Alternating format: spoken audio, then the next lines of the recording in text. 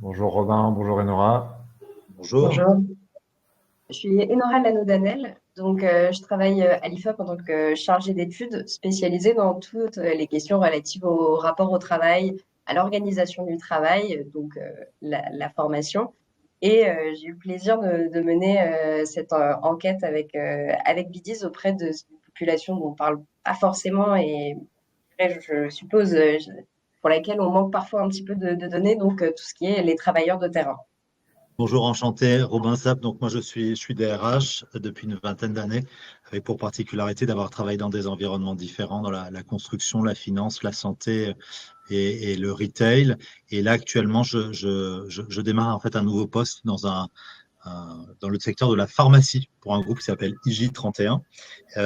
Voilà, j'ai travaillé ces 5 dernières années pour le groupe Etam, donc j'ai une bonne connaissance aussi des travailleurs terrain du retail, mais aussi finalement dans la construction. C'est pour ça que je le trouvais plutôt pertinent de pouvoir échanger là-dessus.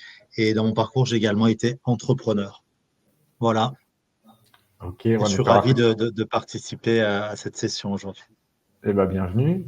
Donc tu auras fait trois des gros secteurs du terrain, on sera amené à en reparler, mais effectivement c'est intéressant d'avoir ton éclairage là-dessus.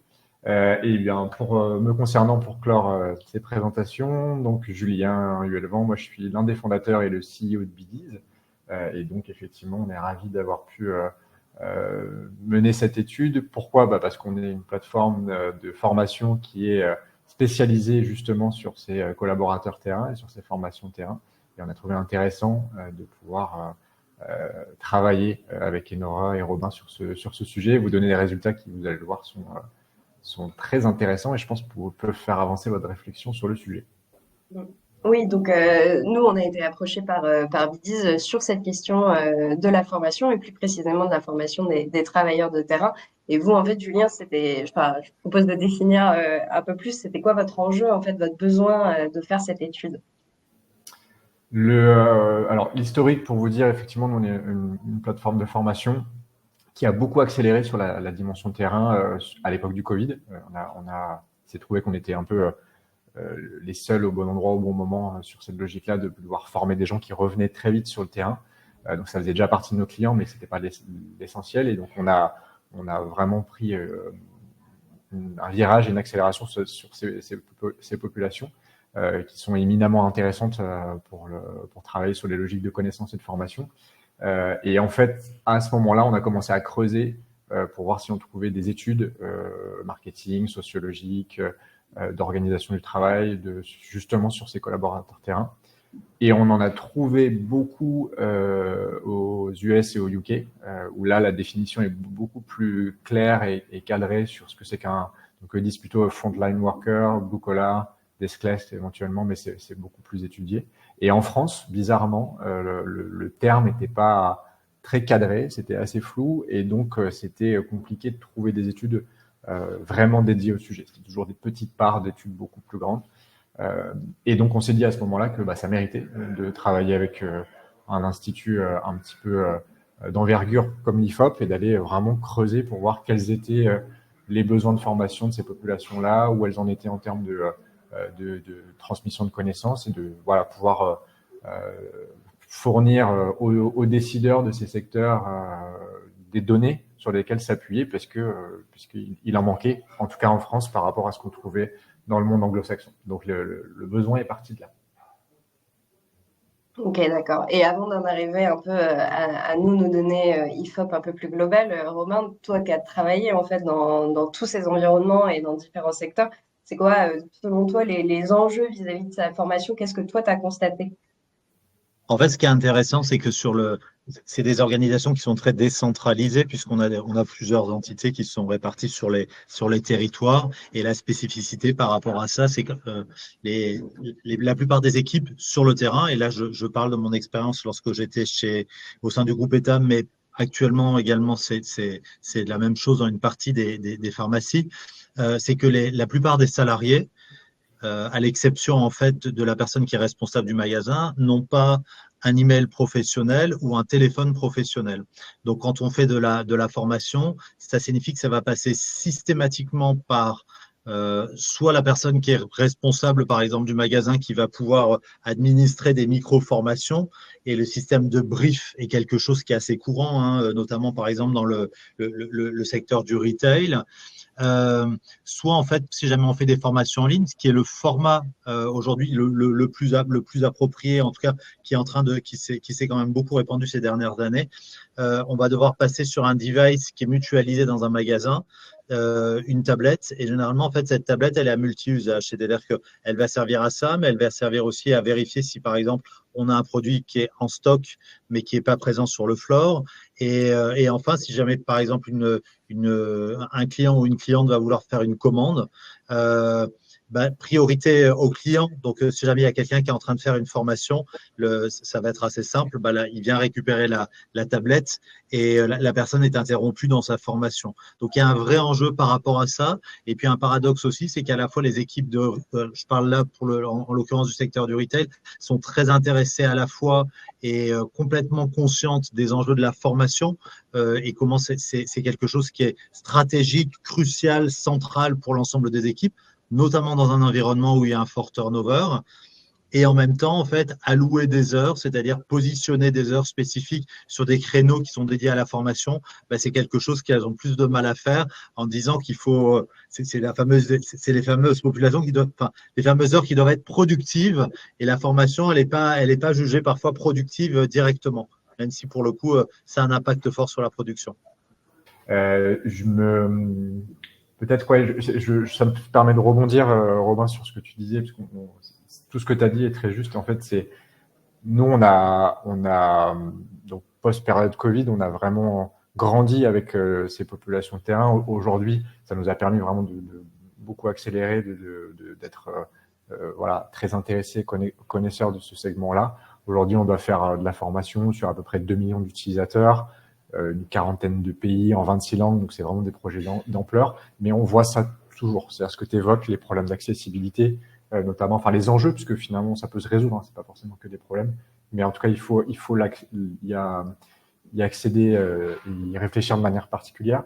Et en fait, quand on arrive à travailler, quand on commence à travailler avec un grand groupe ou une ETI, ce qui est l'essentiel des gens avec qui on travaille, souvent le premier enjeu, c'est de changer la manière de travailler, où les entreprises sont habituées à avoir une plateforme de formation qui va être choisie plutôt par le siège sur des logiques plutôt col blanc finalement, et après se dire on va adapter les choses éventuellement sur le terrain. Là, la réflexion est inverse, c'est de dire comment on peut servir au mieux les collaborateurs qui sont pas derrière leur bureau toute la journée, qui vont être plus sur le terrain et faire une approche vraiment spécifique. Et rien que ça, en fait, ça permet de lever le décalage qu'il peut y avoir entre la réalité du terrain et l'information parfois, et d'avoir des projets qui vont d'emblée résoudre tous ces enjeux, tous ces défis d'accessibilité, de temps de formation. Il y a beaucoup de choses aussi autour de ça, d'avoir assez de temps accordé à la formation, de pouvoir la faire directement sur le terrain sans avoir besoin de revenir au siège en salle de formation. Mais la première chose, c'est ça, c'est de se dire, OK, pensons les choses d'abord pour le terrain, plutôt que d'essayer d'adapter quelque chose qui serait d'abord pensé au siège, en se disant, on va simplement faire une adaptation sur le terrain. Nous, c'est ce qu'on vit, en tout cas, régulièrement avec nos clients. Moi, je vais juste me permettre de faire un petit détour sur la question de Caroline qui s'interroge sur les travailleurs dans les services publics. L'étude en tant que telle, elle porte plutôt sur les salariés du privé ou d'entreprises publiques. Après, on a quand même, et vous verrez au fur et à mesure de ce webinaire, il y a quand même beaucoup de similitudes. Les personnes qui travaillent effectivement directement en contact avec des usagers, qui sont autotests d'accueil, qui peuvent travailler comme assistants sociaux, etc. C'est des questions qui vont revenir sur effectivement ce type de formation un peu spécifique. Donc, on y reviendra un peu plus tard. Mais pour continuer sur des questionnements peut-être un peu plus généraux, nous aussi, ce qu'on a remarqué et qui est un peu en lien avec ce que vous évoquiez, c'est la complexité de l'organisation en fait des formations en tant que telles, où quand bien même la plupart du temps les gens nous disent que ils ont des temps en fait qui est consacré, qui est sacralisé dans leur entreprise dédié à la formation. En réalité, il y a plus de la moitié qui viennent nous dire que ils n'arrivent pas à aller au bout de leur formation, ils n'arrivent pas à les suivre parce que les formations sont trop longues ou que l'organisation du travail autour n'est pas suffisamment pensée, en tout cas, pour leur permettre d'aller au bout de cette démarche. Donc, il y a des questions organisationnelles autour de la formation qu'il faut encore un petit peu pousser. Ça ne suffit pas forcément de mettre du temps à disposition, il faut peut-être mettre des espaces, faut organiser la charge de travail, etc. Et effectivement, on retrouve, ce que vous disiez Julien, c'est un peu cette dichotomie entre la réalité du terrain, les formations qui sont pour le coup plutôt pensées pour des travailleurs de bureau. Et c'est quelque chose qu'on retrouve même au sein même de cette population de travailleurs de terrain, où en fait, effectivement, quand on parle de travailleurs de terrain, on pense à des personnes qui travaillent dans la restauration, qui travaillent dans la vente, etc. Mais en fait, et je le disais, il y a des travailleurs de terrain qui sont derrière un bureau, mais qui passent leur journée à accueillir des gens. Ils sont hôtesses d'accueil, ils sont assistants sociaux, éducateurs spécialisés, etc. Et on voit dans les résultats que ces populations qui travaillent dans un bureau, dans un environnement de bureau, ont quand même un peu plus de facilité d'accès à la formation que ceux qui travaillent hors bureau, donc un peu ce cœur en fait de travailleurs de terrain, comme je disais, les vendeurs, les agents de sécurité, etc. Oui, je te rejoins et pour répondre en même temps aussi à Caroline, nous on a une bonne partie de nos clients qui sont quand même sur du secteur, on va dire, public, semi-public. Hein, je peux penser à la RATP, aux France Télévisions, des entreprises comme dans l'énergie aussi comme Engie ou autres. Il n'y a pas vraiment de différence pour le coup entre les problématiques des collaborateurs terrain, du secteur privé, du secteur public. Et je vois que Caroline le confirme sur les formations trop longues, le e-learning peu adapté, etc. Donc on y répond, nous on n'a pas vraiment de grosses différences, on y répond vraiment de la même manière. Peut-être que une des seules nuances, ce serait comment on embarque bien très tôt les populations syndicales pour bien expliquer ce qu'on fait et pour faire de la pédagogie en amont pour pas qu'il y ait de points de blocage plus tard. Parce que le but, c'est de servir au mieux les collaborateurs et de pas être dans une logique de tracking ou autre intempestive. Donc, c'est peut-être la seule différence. Dans le privé, on va avoir un peu moins ça à faire, même si c'est le cas aussi. Dans le public, c'est un peu plus régulier. Donc après, pour revenir ensuite sur, parce qu'on parle de travailleurs de terrain, mais il serait peut-être temps qu'on pose un petit peu notre définition, la définition de ce terme, parce qu'effectivement, c'était aussi un enjeu au moment de lancer cette étude, puisqu'il n'y a pas vraiment d'antécédent français, comment on construit tout ça. Et donc, si on prend, je vais peut-être l'agrandir pour qu'on puisse voir, et on prend en fait cette définition, nous, on est parti sur les personnes qui ont une position de travail non bureautique. Et finalement, on disait, en fait, on a des personnes qui sont travailleurs de terrain et qui travaillent derrière un bureau et dont les tâches, donc, je lis, constituent le cœur de l'activité de l'entreprise dans sa phase productive ou commerciale. Nous, on ne posait pas la question telle quelle aux personnes parce que ça peut être un petit peu compliqué de se projeter parfois. On demandait aux personnes est-ce qu'ils travaillaient derrière un bureau? Oui, non.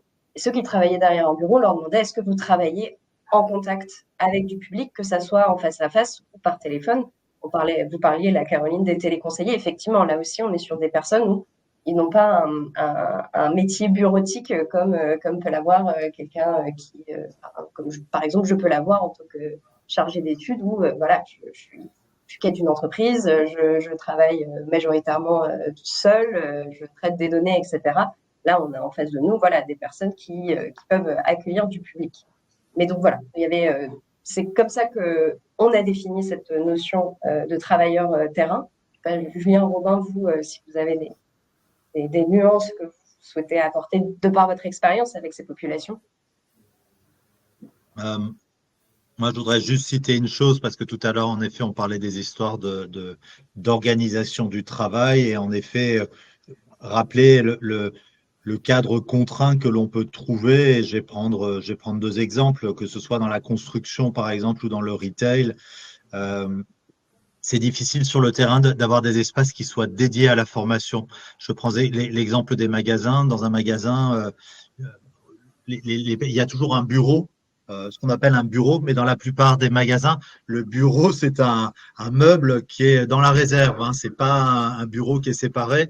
Et ça signifie que, et c'est également en général l'espace où il y a également un point d'eau, le micro-ondes, pas mal de choses. Donc, ça signifie qu'il y a des entrées et des sorties qui sont permanentes. Donc, quand bien même on fait sa formation, on n'est pas dans les conditions idéales. Et je prends l'exemple aussi de la construction, où quand c'est les fameux blocs, les fameux Algeco, c'est pas toujours évident de trouver un bloc qui soit dédié et qu'on va fermer à un moment donné en disant on va faire la formation ici et personne ne doit rentrer. Voire, quand on est sur un chantier, il peut y avoir aussi des nuisances sonores, par exemple, qui peuvent être très fortes. Donc, quand bien même on va trouver un Algeco qui est plutôt accueillant, en tout cas, et dédié au sujet, on n'est pas toujours dans les meilleures conditions. Ouais, et pour rebondir, moi, effectivement, il y avait déjà une logique de définition quand on a mené cette étude qui n'était pas forcément évidente et qui n'est pas évidente quand moi je vais discuter avec des DRH régulièrement qui me disaient qu'il y a eu une époque où c'était assez facile de scinder population terrain, population siège ou enfin non terrain en tout cas, où les populations de terrain étaient quand même beaucoup plus sur un segment très ouvrier, très manuel, etc. Aujourd'hui, ces barrières-là, elles ont complètement sauté. C'est beaucoup plus nuancé. On peut avoir des postes à très haute qualification qui peuvent être sur le terrain et jamais derrière un bureau, comme on peut avoir des postes derrière un bureau qui sont du travail très répétitif et sans besoin de très haute qualification. Donc c'était compliqué pour les DRH de me répondre sur ces points-là, et eux-mêmes, je voyais bien qu'ils avaient une grille de lecture qui pouvait être difficile. Donc cette approche-là de dire bon, on a l'aspect bureautique, non bureautique, même s'il y a une nuance à apporter, je te rejoins Nora, mais quand même permet de se dire ok, quelle population va être la plupart du temps au siège derrière le même bureau, on va dire, versus la plupart du temps, et encore faut nuancer, directement en mobilité, proche du client, au sein de l'outil de production. Et en faisant cette définition-là et cette manière de scinder les choses, ça permet à la fois d'être clair et d'englober quand même pas mal de choses, parce qu'on pourrait assez vite oublier des populations, des types de populations importantes pour ce qui est des collaborateurs terrain. Donc je pense que la définition marche à ce niveau-là et nous a permis en tout cas de bien avancer dans cette étude. Oui, tout à fait. Enfin, les résultats, je trouve, parlent d'eux-mêmes. Et si je continue, parce que jusque-là, je suis un peu la madame chiffre de ce webinaire, je suis restée peut-être un peu sur des considérations générales. Quand on explique, vous le disiez, que en fait l'offre de formation est plutôt pensée pour des personnes qui en fait possèdent un bureau, travaillent dans un bureau, et un bureau qui est je veux dire un vrai bureau, et effectivement pas une table dans le coin cuisine. Ce qu'on peut voir, c'est que là où les travailleurs de bureau, mais qui restent des travailleurs de terrain, 84% à avoir suivi au moins une formation au cours des 6 dernières années, on tombe à 72% chez les travailleurs hors bureau. Donc, c'est des chiffres qui sont relativement hauts. Après, ils sont aussi un peu questionnants, étant donné qu'il y a une obligation légale de formation tous les 6 ans. Donc, ça veut quand même dire qu'on a un quart, 20% de ces populations qui n'ont pas en fait ce parcours de formation. Et a fortiori, les personnes qui travaillent hors mur, en fait, qui travaillent littéralement sur le terrain. Et on voit aussi que même dans les formations qui sont dispensées, il y a quand même des écarts. C'est-à-dire que si les travailleurs de bureau, ils sont plus formés à tout ce qui est sécurité, et effectivement, quand on parle de travailleurs en bureau, on pense notamment à tout ce qui peut être ouvrier, BTP, où les questions de sécurité sont globalement assez centrales. Sur les autres types de formations qu'on a pu tester, donc sur les formations métiers, on est quand même, les deux ont des résultats assez similaires, mais sur les autres formations, les formations qui sont peut-être plus secondaires au cœur du métier, mais qui, on le verra, sont quand même très importantes pour l'engagement des travailleurs.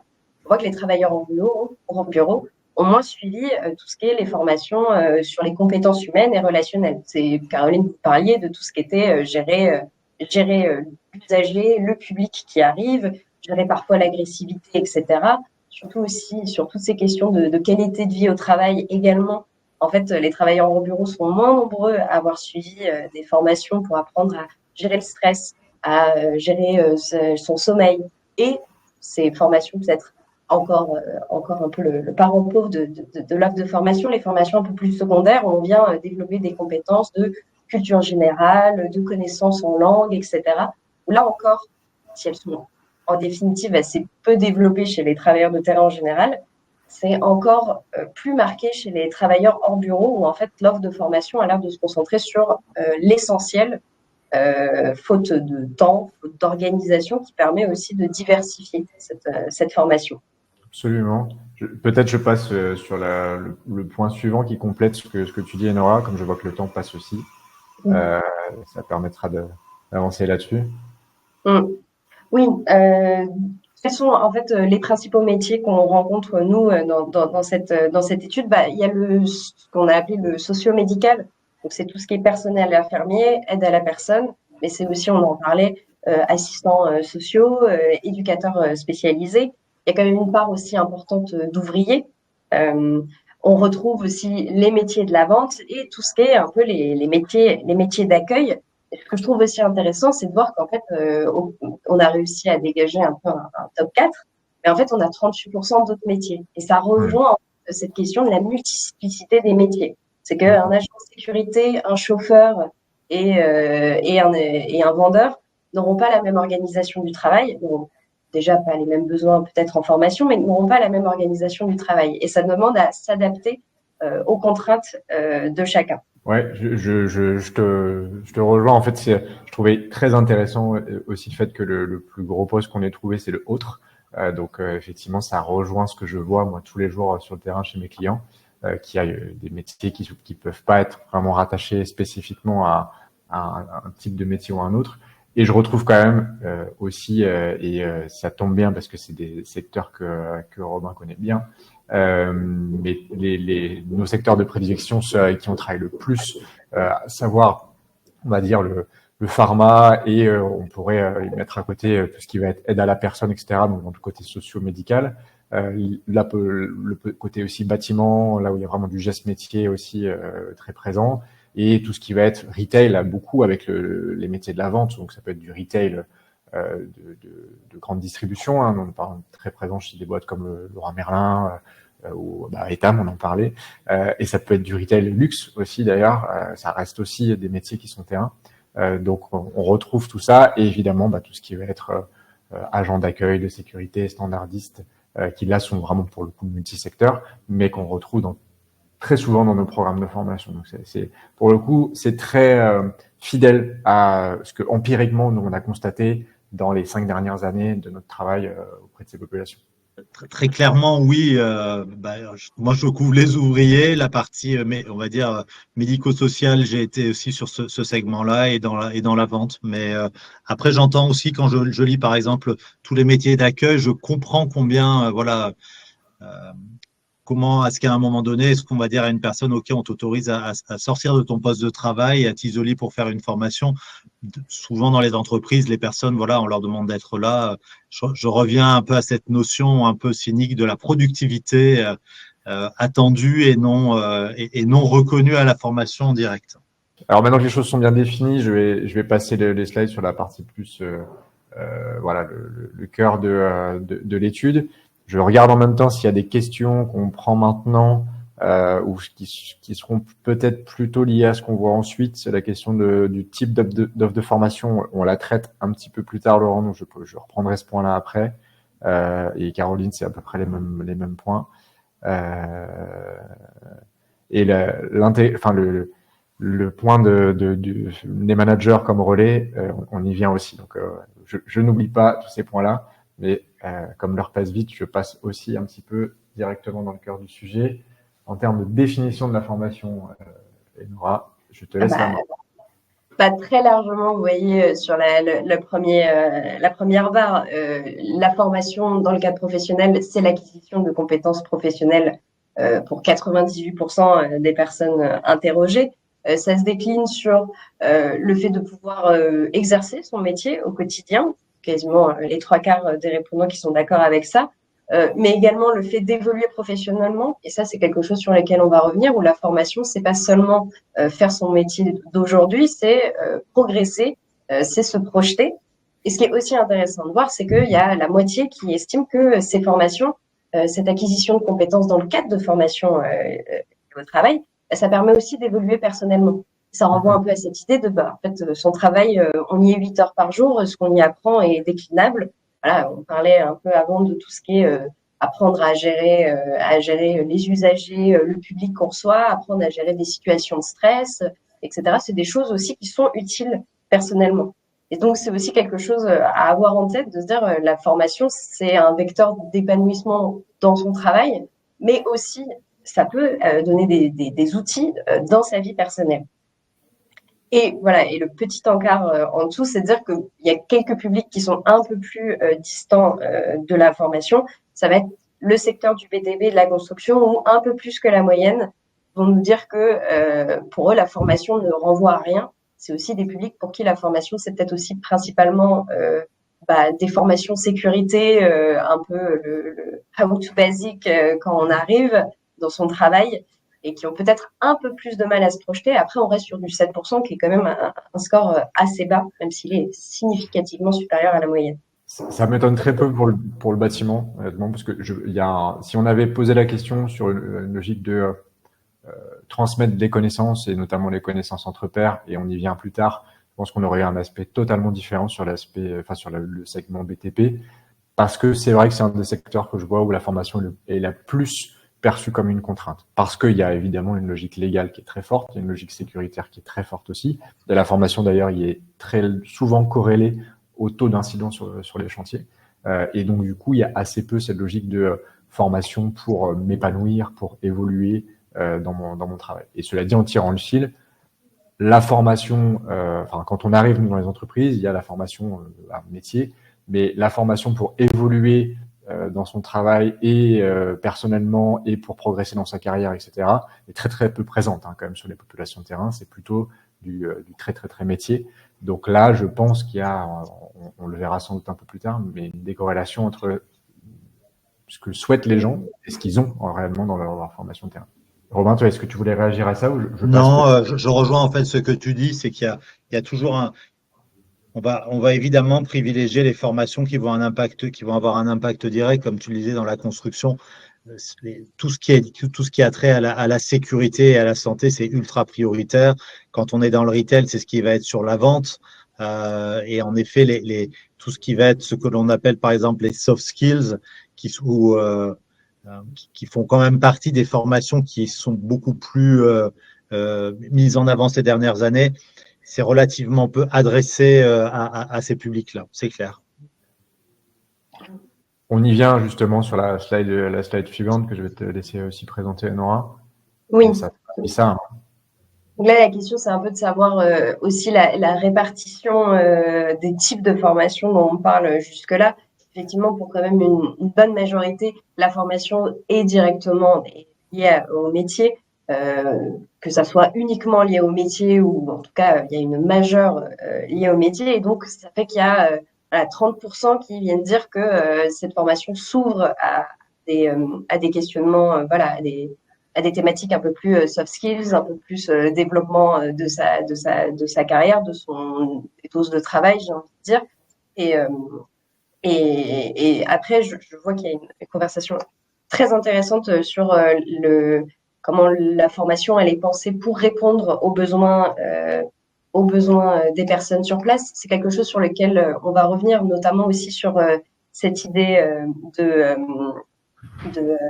de formation, de cadres de formation qui peuvent être un petit peu trop scolaires et qui peuvent donc un peu décourager certains. Effectivement, s'il y a encore un attachement à la formation dite un peu traditionnelle on est dans un bureau avec un formateur, etc. On voit qu'en réalité, en mineur, en sous-jacente, il y a quand même l'idée qu'on apprend aussi beaucoup avec ses collègues qui connaissent le métier. Et on sait, et là je parle plus généralement, qu'il y a une réelle envie pour les salariés, pour les travailleurs, d'être capable un peu de faire remonter leurs besoins de formation, de co-construire cette offre de formation. Donc oui, c'est quelque chose qui, pour le coup, pas propre aux travailleurs de terrain. Effectivement, j'avais pas vu la discussion. C'est bien, Nora, de l'évoquer. Déjà, 1000 fois d'accord avec Philibert. Il y a un vrai, pas tout le temps, mais il y a quand même très régulièrement un vrai frein psychologique aussi à la formation, notamment sur les formations transverses ou soft skills ou autres, mais même sur des formations de certification, avec un rejet un peu des fois de la formation classique, de la salle de formation, du certificat, des gens qui veulent pas tout, enfin qui n'ont pas forcément toujours un excellent souvenir du système scolaire, on va dire, même si je veux pas en faire une généralité, mais c'est des choses qu'on voit régulièrement et qui du coup ont un frein psychologique à aller vers la formation. Et là, la solution peut être d'apporter des modalités d'abord différentes, plus ponctuelles, plus distancielles, plus gamifiées parfois, pour faire prendre confiance aussi aux gens et qu'ils puissent aller ensuite passer des certifications, des choses comme ça. C'est des sujets qu'on voit très régulièrement quand on interroge nos utilisateurs finaux chez Biddy, et c'est d'ailleurs une des missions de la boîte aujourd'hui, c'est de dire comment on peut ramener vers de la formation des gens qui s'en éloignent un peu ou qui voilà, le catégoriseraient dans quelque chose qui n'est pas pour eux, alors que pour autant on a des super résultats avec justement ces profils qui peuvent être aussi un peu réfractaires au début. Et deuxième point, je pense que je peux apporter sur cette slide aussi, il y a la problématique, pour résumer la suivante, c'est-à-dire il y a une envie quand même des populations de terrain d'avoir autre chose que des contenus purs métiers, et pour autant c'est pas ce qui leur est fourni. Et ce que je peux vous dire d'expérience, c'est que en revanche, si vous mettez directement des contenus étagères, soft skills, j'ai vu aussi Laurent en parler, à disposition, ça marche pas non plus. Pourquoi ?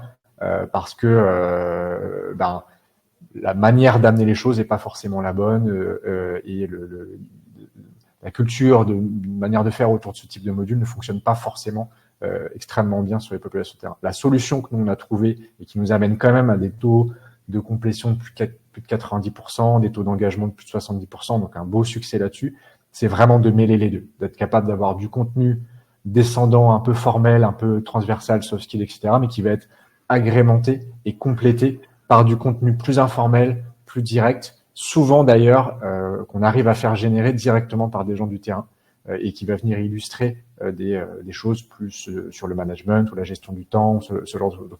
Ça apporte d'un côté de la crédibilité par rapport à ce qu'on dit, enfin par rapport au contenu descendant, on pourrait se dire non mais ça c'est pour le siège, donc on dit non voilà comment on peut l'illustrer sur des cas précis terrain, et en plus ça crée du lien puisqu'on arrive à faire en sorte que ce soit des gens du terrain qui produisent ces petits compléments aux formations descendantes.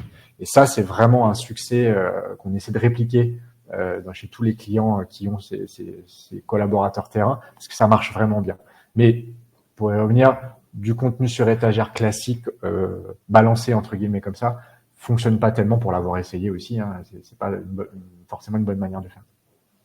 Pour rebondir également sur les remarques et sur les formats, moi je voudrais apporter plusieurs éléments. Il y a le côté scolaire certes, mais il y a surtout toutes les études qui montrent ces derniers temps que la capacité d'une personne de concentration, c'est 15 minutes.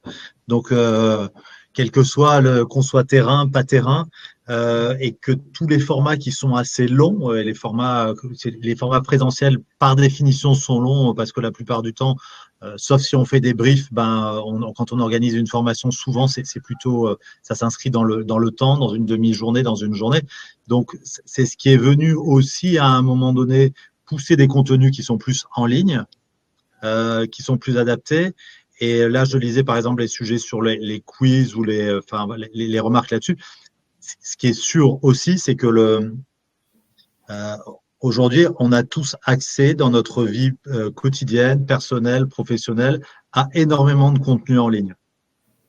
Donc, il y a eu, je peux citer parce que moi, j'ai fait partie, j'ai démarré en tout cas la formation en ligne en 2010 dans l'entreprise où j'étais. Et quand je regarde les modules que l'on avait, on avait beaucoup de mal à les... Enfin, c'était difficile, ça prenait pas. Aujourd'hui, en fait, il y a un gros travail qui est fait sur l'ergonomie, sur l'interaction, comme on a vu, que ce soit sur des systèmes de quiz, sur les alternances de formats où on va faire du texte, du son, de la vidéo,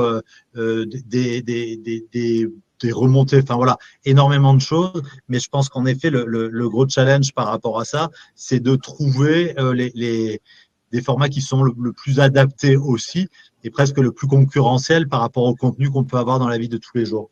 Et enfin, une remarque aussi qui est importante, c'est que quand on parle de formation, il y a un peu, après moi je parle en tant que RH, il y a le corollaire dont on entend toujours parler, c'est l'absentéisme, c'est le no-show, c'est que quand on organise une formation, en fait régulièrement il y a des personnes qui viennent pas, qui ont toujours une bonne raison, ou une raison légitime ou pas d'ailleurs, mais je pense qu'en tant que RH, charge à nous aussi de bien marketer ce que l'on fait. Et ça signifie en amont aussi de bien trouver des contenus qui vont attirer les personnes.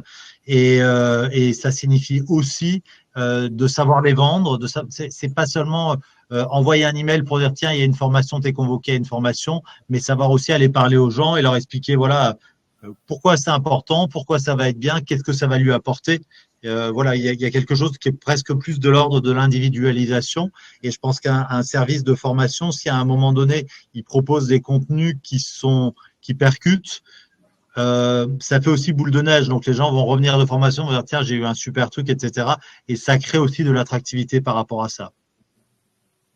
Ouais, je te rejoins sur le temps, évidemment, et le temps d'attention est déjà contraint. Le temps d'attention dans un environnement de terrain où on peut être interrompu par un client, par un incident, par un changement de climat même, est encore plus crucial. Et donc, il faut trouver des modalités différentes. Je vois aussi que le temps file, donc je vous propose de passer aussi sur le volet employabilité. N'hésitez pas aussi si vous avez des questions aussi, parce qu'il y a beaucoup de discussions sur le chat et ça c'est super pour nous de pouvoir réagir, mais il y en a vraiment beaucoup. Donc si vous avez des questions aussi précises à passer par l'onglet questions, ce sera plus facile pour moi et Nora et Robin de pouvoir les prendre directement. Donc au-delà des réactions, avoir aussi cette partie de la question. Mais maintenant que c'est dit, passons sur la partie aussi employabilité qui était un des points clés de cette étude aussi et une obligation légale, rappelons-le. Donc je te laisse la parole, Ouais. Nora. Sujet. Bah, ce qu'on constate, c'est qu'en amont de toutes ces questions sur la formation, on a interrogé sur la crainte de ne pas retrouver un emploi, de ne pas pouvoir changer d'emploi par manque de compétences. Et on voit qu'il y a un travailleur de terrain sur deux qui a déjà été traversé par cette crainte-là. C'est même davantage le cas chez les moins de 35 ans. Donc c'est aussi conjoncturel, on commence une carrière, on n'a pas encore l'expérience, les années derrière soi. Mais voilà, ça fait quand même que c'est des populations qui ont peur en fait de pas pouvoir évoluer et donc de fait on en revient à cette question de la formation, d'autant plus qu'en fait les personnes qui ont reçu pas mal de formations les 6 dernières années, donc plus plus d'une formation par an les 6 dernières années, en fait 64% disent ne pas avoir ressenti de crainte. Donc, on est quand même, voilà, ça ne veut pas dire qu'il n'y en a pas, mais ça veut quand même dire que la formation, elle joue un rôle dans la réemployabilité, la employabilité des travailleurs de terrain. Mais c'est pas non plus dire qu'on forme pour que les personnes, elles aillent voir ailleurs. Parce que si on voit les chiffres de la slide suivante, en fait, on remarque qu'il y en a 80% qui estiment que grâce à la formation, ils se sentent progresser, évoluer. Donc moins de crainte de ne pas pouvoir retrouver un emploi, etc. Il y en a 76%, les trois quarts, qui disent que ça permet de se projeter dans l'entreprise en tant que telle. Même chose, un quart qui estime qu'ils sont reconnus, valorisés, que leurs compétences sont reconnues et valorisées. Donc déjà, pour revenir sur ça, c'est que la formation, c'est la question de l'employabilité, c'est aussi la question de l'engagement dans l'entreprise. Et ce qu'on peut voir aussi, c'est que s'il y en a un quart qui estime au global que leurs connaissances sont reconnues et valorisées, c'est un chiffre qui tombe un peu, qui perd 10 points chez les travailleurs qui n'ont pas fait de formation. Et en fait, ce qui est intéressant, c'est de voir que la valorisation des compétences, des connaissances, c'est pas seulement se baser sur l'existant et se dire, c'est bon, la personne, elle est formée, elle est compétente, il n'y a rien de besoin de faire. C'est que former des travailleurs, c'est aussi valoriser leurs compétences, c'est leur permettre de les développer. Donc, il y a aussi tout un travail de valoriser, de reconnaître les compétences, mais pour que aussi les personnes fidéliser en fait les personnes. Et puis, on sait aussi que c'est un secteur, tout ce qui est travailleurs de terrain, il y a quand même des secteurs un peu précis qui ont été traversés par des problématiques de recrutement. Donc, il y a aussi tout un levier d'action dans la formation. Robin, est-ce que ça te parle par rapport à tes différentes expériences terrain, justement, à la fois cette première partie sur la crainte d'employabilité et la deuxième qui montre que c'est finalement un axe pour pouvoir fidéliser aussi les collaborateurs et les projeter. Sur la première partie, j'avoue, j'ai moins de feedback. C'est pas quelque chose que j'entends. Enfin, ça veut pas dire que je ne suis pas d'accord, mais c'est pas quelque chose que j'ai beaucoup entendu. Voilà. Très bien. Et sur le deuxième sujet, Oui, je pense que c'est un axe de fidélisation d'une certaine partie de collaborateurs pour qui notamment le levier de motivation, c'est l'apprentissage. Et je pense que il y a quand même pas mal de monde qui sont concernés. Et aujourd'hui, quand on appréhende par exemple la notion de mobilité, on sait très bien que dans une organisation, on ne peut pas faire de la mobilité en permanence, que selon la taille d'ailleurs de l'organisation, parfois les possibilités sont beaucoup plus restreintes, mais les possibilités de créer aussi une forme de mobilité, c'est de proposer aux gens de se développer et de se développer à titre personnel. Ce qui est une manière de dire, voilà, on ne fait pas une évolution, il n'y a pas forcément une évolution de ton poste en tant que tel, mais toi, on va te développer et c'est aussi une réponse qu'il peut y avoir à des attentes qu'on a de la part de certains salariés. Et de manière aussi assez claire, et j'ai le cas régulièrement, pour des personnes qui sont intéressées par des formations, ça peut être aussi utilisé comme ça peut être perçu comme un outil de rétention. C'est-à-dire, je vais prendre un cas assez pratique. Il y a eu des nominations qui ont été faites sur un poste. Il y a une personne qui n'a pas été nommée, donc qui est restée à son poste. Il y a eu 2 nominations et le troisième ne l'a pas eu. Et le troisième, en fait, il demande fortement à avoir une formation. C'est un peu une compensation parce qu'il n'a pas été nommé, donc on va lui payer une formation. Donc voilà, ça montre aussi l'importance que peut avoir la formation à un moment donné comme un système de reconnaissance en tant que tel par rapport à un salarié. Et du point de vue du salarié aussi, l'importance que ça peut avoir pour certains et qui voient un vrai intérêt. Ok, donc un incentive de reconnaissance effectivement par la formation aussi. Ouais. Moi, c'est l'inverse, j'aurais plus à dire sur la partie précédente. C'est en fait aussi un rappel qui est que c'est pour les directions formation qui nous écoutent aussi, c'est une obligation de l'entreprise de garantir l'employabilité de ses collaborateurs aux yeux de la loi. Donc l'idée, c'est que s'il y a un changement économique, social, environnemental ou autre, les populations employées, enfin, l'entreprise doit avoir fait tout ce qu'elle peut pour que les populations employées puissent retrouver aussi des emplois derrière. Donc, c'est une obligation aux yeux de la loi.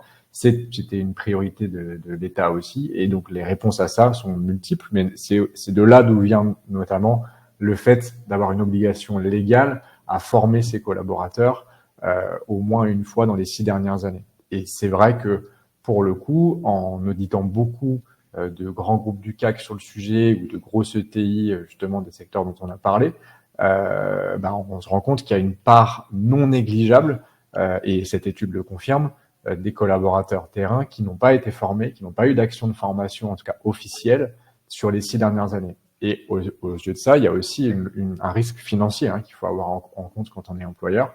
C'est-à-dire qu'il y a une amende substantielle à payer par tête qui n'est pas formée. Donc, s'il y a des contrôles, ça peut être aussi assez important. Donc, c'est un point qui peut aussi, de manière un peu détournée, mais vous permettre aussi d'aller chercher des budgets de formation plus importants parce qu'il y a un vrai risque financier et les contrôles existent. Pour le coup, on en voit régulièrement. Ceci étant dit, effectivement, c'est intéressant de voir que il y a quand même cette crainte très fondée et très présente chez les collaborateurs terrain, sur comprennent les 50% ou les 64%, d'avoir des problèmes d'employabilité après. Et en particulier, c'est chez les populations les plus jeunes, qui sur beaucoup de secteurs, type restauration, retail, sont les populations les plus importantes aussi, en tout cas sur le terrain. Donc là, il y a un vrai point, je pense, qui est à prendre en compte. Et l'autre point sur la partie fidélisation, on va dire, je trouve très intéressant parce que c'est aussi un peu l'inverse de ce que je vois de ce que mes équipes voient quand elles vont au contact parfois des directions d'entreprise ou autres qui vont mettre en place des programmes de formation. Il y a quasi systématiquement cette crainte de dire oui, mais à partir du moment où je vais l'avoir bien formé, il va partir, mon collaborateur. Notamment, je parle de la restauration, mais on pourrait en discuter sur d'autres choses. Dans la restauration, souvent, on a des diplômes du type employé polyvalent de formation, ce genre de choses. On a une certification qui vaut aux yeux de l'État à la fin de son parcours de formation ou de onboarding. Et j'ai systématiquement cette crainte évoquée en disant si on le fait vraiment bien, il aura ça, il pourra aller partir dans une autre enseigne. On sait à quel point le secteur est tendu en termes de recrutement. C'est tout l'inverse qui se passe généralement. C'est-à-dire qu'il y a une vraie reconnaissance des collaborateurs à avoir reçu une formation de qualité qui permet d'arriver à un niveau de certification, même en étant sur le terrain. On peut même avoir des équivalences, bac ou IUT, ce genre de choses. et du coup un turnover plus faible sur ces entreprises-là. Donc ça, il faut l'avoir en tête et pas le craindre. Je pense que ce serait vraiment la pire idée de se dire je vais faire attention à pas trop bien former mes collaborateurs parce que sinon après ils vont partir. Mais c'est des choses qu'on entend malheureusement. Voilà sur cette partie. Peut-être que je peux passer justement sur la partie recrutement, Enora, puisque c'était qu'on a commencé un petit peu à parler, mais c'est un des points que tu avais regardé aussi. Oui, c'est vrai, je suis allée un peu vite, mais oui, sur la partie attractivité, là, pour le coup, marque employeur, on voit qu'il y a quand même 72% des travailleurs de terrain qui sont sensibles au fait que l'entreprise les entreprises proposent des offres de formation. Et il y a déjà des entreprises qui ont proposé des choses un peu similaires. Il me semble que c'est McDonald's ou Amazon qui ont vraiment développé des sortes d'écoles en interne avec des formations qualifiantes. Ça peut être, dans le cas de chauffeur, le fait de proposer de financer des formations pour passer le permis, etc. Donc tout ça, c'est des arguments en fait, qui peuvent convaincre des personnes de rejoindre parce que comme on le dit, quand ils sont un peu dans ce bain-là assez intellectuellement assez challengeant, ça permet de s'investir plus dans son entreprise, etc. Donc la formation, c'est autant un enjeu, c'est autant un levier pour fidéliser les personnes présentes que pour attirer de nouvelles personnes. On peut mettre ça au regard, je pense, de l'étude. Il y a une étude Deloitte il y a 2 ans aussi sur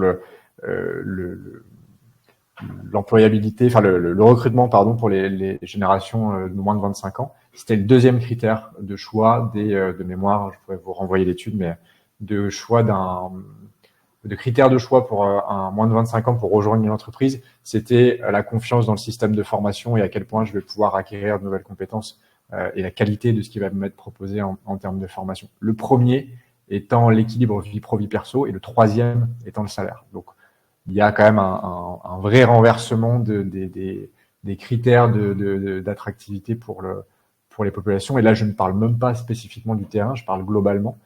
Donc, c'est un vrai sujet, je pense, effectivement, d'attractivité, à tel point que nous, on a même incité beaucoup de nos clients à injecter de la formation dans le process de recrutement, à la fois pour détecter des talents, mais aussi pour montrer pour faire participer à la marque employeur et montrer qu'ils sont très avancés et des référents pédagogiques sur des sujets et attirer comme ça aussi de nouveaux talents. Donc, c'est un chiffre qui m'étonne pas du tout. Peut-être toi non plus, Robin, je suppose, vu ton parcours, que ça t'étonne moyennement. Non, c'est quelque chose auquel je suis plutôt aligné avec vous, c'est clair. Eh ben, c'est parfait. J'accélère un tout petit peu parce qu'on me fait signe que midi approche et qu'on a encore quelques points à aborder, donc, notamment sur la partie accès et mode de formation. Et c'est intéressant parce que je garde un œil sur le chat et je vois qu'il y a beaucoup de choses justement sur comment on crée des contenus de formation aussi qui s'adaptent, voilà, que ça peut être long, ça peut être compliqué. Donc, je pense que le format va beaucoup jouer là-dessus et en tout cas, j'aurai des choses à dire sur le sujet. Et je te laisse la main, Enora, pour nous exposer ces chiffres déjà. Oui, c'est quelque chose qu'on a un peu survolé en tout début. C'est en fait, on parlait d'organisation, c'est le temps mis à disposition par l'employeur. On voit qu'il y a quand même dans 87%, pour 87% de nos répondants, il y a du temps qui a été mis à disposition. En moyenne, on est sur 25 heures par an. Donc c'est que déjà, il y a des organisations qui sont faites. On voit que, par exemple, sur les plus petites entreprises, c'est un peu moins le cas. Mais c'est souvent aussi dans ces petites structures, il y a quand même des difficultés organisationnelles. Il y a moins de moyens humains et financiers pour pouvoir créer un cadre vraiment formalisé. La plupart du temps, on est sur du 20-39 heures qui sont mises à disposition. C'est en tout cas le format qui a l'air d'être privilégié. Donc, c'est-à-dire, voilà, il y a déjà une base, il y a déjà dans la majorité des cas une organisation qui est en place. Après, comme on disait, c'est parfois difficile à décliner sur le terrain, malgré toutes les bonnes intentions. Parfois, la charge de travail, l'organisation physique des espaces sont plus compliquées le passage, enfin, la suivi d'une formation. Tout à fait. Tu nous disais d'ailleurs, Robin, dans la préparation de ce webinaire, que entre le temps théorique et le temps réellement disponible dans les boutiques, il y avait un monde. Je faisais écho à ce que j'ai évoqué tout à l'heure, c'est-à-dire que c'est difficile, en tout cas, de faire mettre sur des plannings du temps dédié à la formation. Et que quand aujourd'hui, je dis n'importe quoi, je dis voilà, sur un magasin, par exemple, on va dire, bah, aujourd'hui, pour cette semaine, j'ai 150 heures à répartir. La répartition, elle va se faire avant tout sur comment arriver à faire un maximum de ventes dans un environnement où il y a déjà beaucoup de tâches non-ventes à faire, de la réception de colis, de la préparation de merch dans le magasin, remettre des produits en permanence.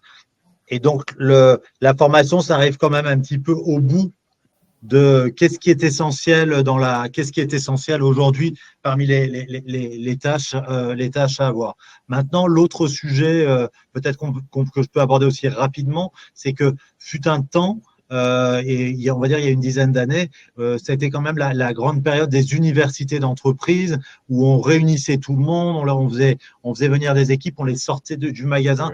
Finalement, université veut dire beaucoup présentiel, enfin en tout cas à l'époque. Donc ça peut être intéressant que tu l'évoques. Oui, bah en fait, ce qu'on remarque chez les travailleurs de terrain, c'est qu'il y a encore un attachement aux formations en présentiel. Donc, il y a 84% qui estiment que c'est adapté à l'organisation de leur travail. Quand bien même, ça peut être un peu contre-intuitif parce qu'ils sont aussi quand même 1 sur 2 à nous dire que les formations sont trop longues, qu'ils ont du mal à aller au bout, que la charge de travail n'est pas forcément adaptée au fait de pouvoir prendre 1 ou 2 jours off, même si c'est pas du vrai off, hein, quand on est formé, on travaille. Mais voilà, il y a quand même encore un attachement. Mais il commence à y avoir aussi un intérêt pour les formations qui proposent des organisations un peu plus innovantes, un peu plus flexibles aussi. Bon, là, on parle par exemple de formation continue avec des contenus courts qui sont disponibles sur mobile, ce qui peut être pas mal pour des personnes qui n'ont pas accès à un ordinateur, qui n'ont pas d'adresse mail pro et qui donc fonctionnent quand même beaucoup plus sur téléphone. Sachant que voilà, il y en a 61% qui ont jamais expérimenté ce type de formation, mais en fait, il y en a une grande majorité qui s'estiment quand même intéressés par ce type de formation. Et ouais, et je spoil pas entièrement le résultat d'après, mais en fait, moi, ce que je trouvais assez intéressant, c'est de voir comment la formation, elle est encore très ancrée dans ce côté scolaire, en fait, pour à l'école, etc. Mais en réalité, on touche du doigt un peu les limites aussi de ce type de formation avec l'organisation du travail, avec aussi le fait que c'est des formations très descendantes et parfois c'est pas adapté. Voilà. Mais oui, il y a un attachement à la formation en présentiel, mais il y a quand même des vraies opportunités aussi sur d'autres types de formations, comme vous avez pu notamment en parler dans le chat, en fait. Les quiz, les vidéos, peut-être même des jeux vidéo, etc. Et effectivement, moi, c'est le chiffre de l'étude qui m'a le plus étonné. Alors, autant le fait que les gens soient encore attachés à un système présentiel, ça m'étonne pas du tout parce que c'est global, hein, on le voit sur pas que les populations de terrain, et c'est normal. Pourquoi? Parce que c'est souvent un des moyens de garder un vrai lien réel aussi avec des gens dans des organisations qui sont de plus en plus distancielles, aussi en télétravail. On aime bien aller en salle de formation de temps en temps pour aussi rencontrer ses pairs et ses collègues, etc., dans un autre environnement que celui de son quotidien. Et d'ailleurs, nous, l'objectif n'est pas du tout de remplacer ce présentiel, mais de bien le compléter. On a beaucoup de fonctionnalités dans l'outil qui sont plutôt à utiliser aussi en salle de formation, en présentiel ou au moins en synchrone. Par contre, le fait qu'il y ait 61% des gens n'aient pas expérimenté réellement autre chose, en tout cas sur des outils qui sont très adaptés à leur contexte, je pensais pas que le marché était pas encore complètement mature là-dessus. Donc j'ai sans doute un biais par rapport aux clients que moi je vois tous les jours et qui sont très avancés sur ces choses-là. Mais ça veut dire qu'il y a quand même encore beaucoup de gens qui n'ont pas testé ça. Et c'est ce format court, très intégré dans le quotidien du collaborateur terrain, respectant aussi des rituels de la journée. Je sais que nous, on est beaucoup sur le quart d'heure de sécurité dans le bâtiment ou les briefs d'ouverture de restaurant, ce genre de choses. Mais en fait, est pas si expérimenté que ça, en tout cas pour la majorité des gens, alors que ça répond à beaucoup de problématiques que vous avez évoquées dans le chat. Le fait de dire comment je peux créer rapidement des formats de qualité, comment je peux suivre un cycle de la connaissance qui va de plus en plus vite, comment je crée de l'engagement par de la gamification. Tout ça, c'est des formats qui sont très mobile learning, micro-learning ou apprentissage terrain comme on le propose entre autres modalités. Et c'est étonnant de voir que voilà, il y a encore du travail. Mais, tant mieux à la rigueur, comme ça on a encore plein de choses à faire. Mais j'étais assez étonné de ce chiffre. Non, mais je vais rebondir peut-être juste sur la slide, en effet, qui m'interroge parce que je trouve que parfois c'est tellement compliqué d'organiser les formations en présentiel, et je ne sais pas si c'est quelque chose qui est partagé, que je me dis, les gens, ils sont un peu gonflés parce que quand on essaie de les faire venir en formation, ils ne veulent pas venir, mais ils disent ils aiment quand même. Voilà, il y a un peu un paradoxe, je trouve, par rapport à ça. Et je suis surpris aussi par le deuxième chiffre parce que je me dis, il y a un grand champ encore à ouvrir, alors que je pensais que c'était beaucoup plus démocratisé, justement, cette formation sur mobile. Absolument. Peut-être que c'est aussi dû au fait que les entreprises sont équipées, mais pas avec des spécificités terrain. Donc l'outil est là, mais pas utilisé. Nous, on voit quand même régulièrement ça, où l'entreprise a fait l'effort de l'investissement, mais où l'outil à la fin n'est pas utilisé par ces populations. Ça peut être ça aussi. Et le dernier point, puisqu'on touche au bout de notre présentation, je pense qu'on aura 5 petites minutes de retard, mais ça, c'est un des points qui est important aussi. Donc, je te laisse l'introduire, Enora, et après, c'est assez cœur dans ce qu'on fait, donc je pourrais ajouter ma pierre à l'édifice là-dessus. Parfait. Donc oui, en fait, ça rejoint un petit peu ce que on a dit tout au long de ce webinaire. Ce qui s'est dit aussi dans le chat, c'est quand même l'idée que voilà, pour 63% des travailleurs de terrain, on apprend plus en parlant avec les collègues, en leur posant des questions, en discutant avec eux. Donc il y a l'idée aussi que la formation, ça peut être quelque chose d'assez horizontal, quelque chose qui peut être aussi assez informel. Et donc en fait, on sort de cette notion de la formation en présentiel, avec un formateur en face, etc. Et donc oui, avec 37% qui, pour le coup, estiment qu'ils apprennent davantage via des formations classiques organisées.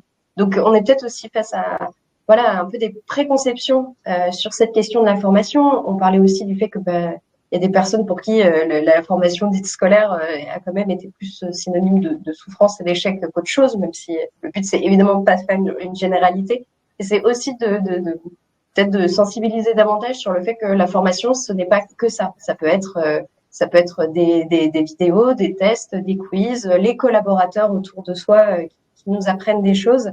Et ça pose la question de comment on fait pour intégrer cette formation, j'ai envie de dire horizontale, dans les dispositifs de formation au sens large.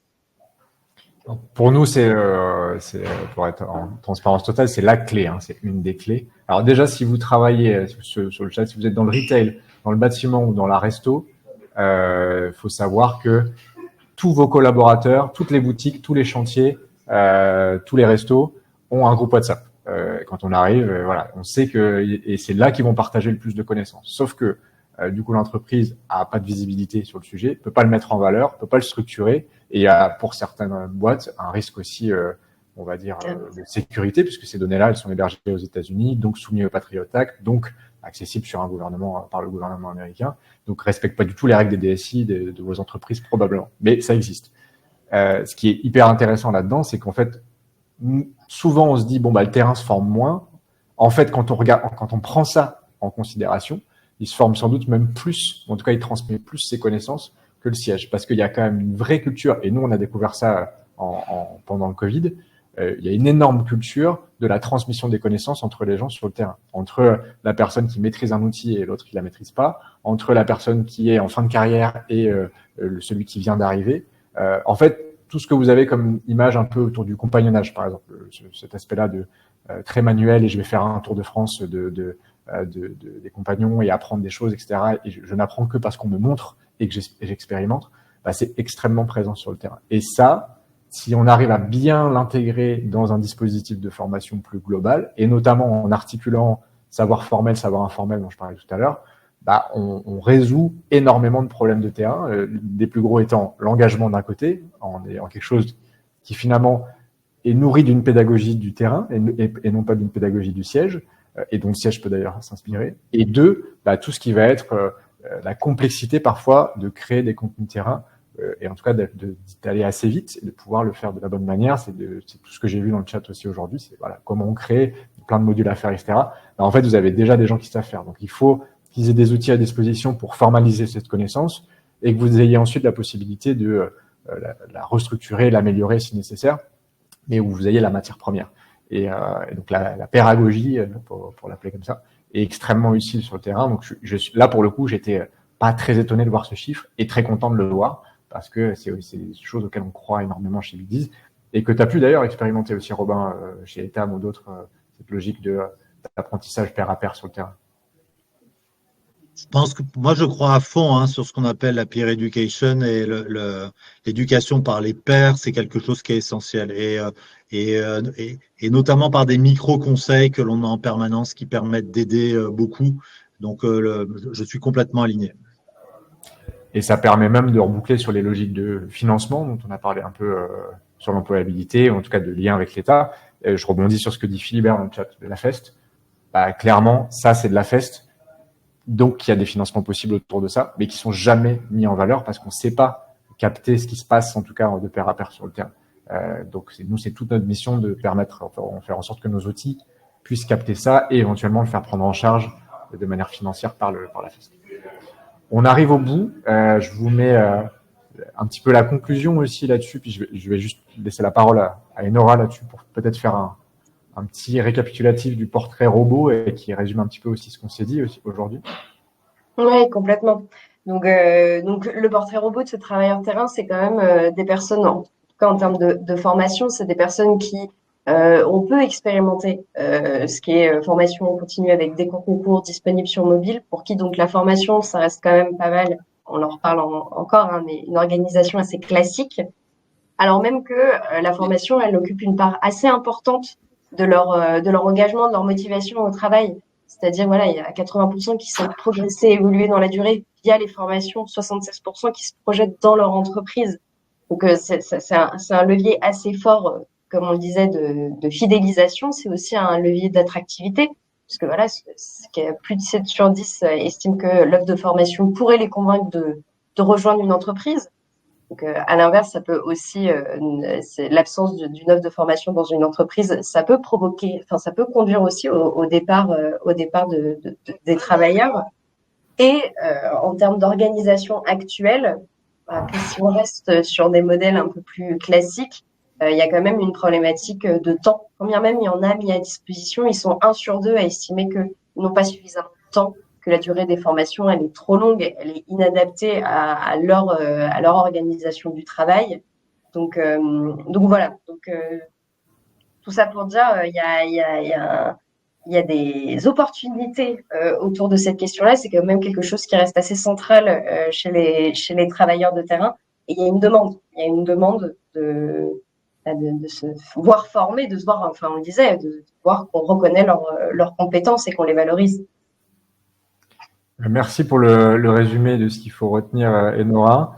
J'en profite pour les quelques questions qui restent aussi sur le chat. Alors, j'ai pas précisé, pardon, des formations professionnelles. La FEST, c'est bien action de formation en situation de travail. Donc, ça a été aussi expliqué dans le chat. Si vous voulez un exemple, c'est vous apprenez à quelqu'un à bien vous servir de la machine à café dans un restaurant.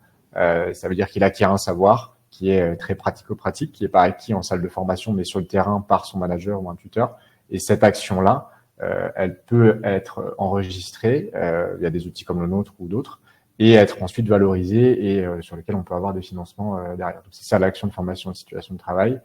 Et pour la dernière question de Philibert, téléphone pro-perso, donc ça revient souvent, oui. Alors effectivement, il y a la logique de pas forcément être toujours uniquement sur téléphone aussi, on peut être accessible sur d'autres solutions. Il y a les tablettes partagées dont parlait Robin aussi, et il y a le fait que le sujet quand même du téléphone pro-perso disparaît de plus en plus à condition de bien gérer les conditions générales d'utilisation d'une application. Donc nous, on accompagne nos clients pour faire en sorte que, en utilisant un téléphone perso, les conditions générales d'utilisation soient aussi en adéquation avec ce qui est possible au regard de la loi ou au regard de la convention collective, par exemple. Pour donner un tout petit tips là-dessus, nous on était aussi passé par des accords avec les IRP pour autoriser justement la diffusion d'une application mobile sur les téléphones perso.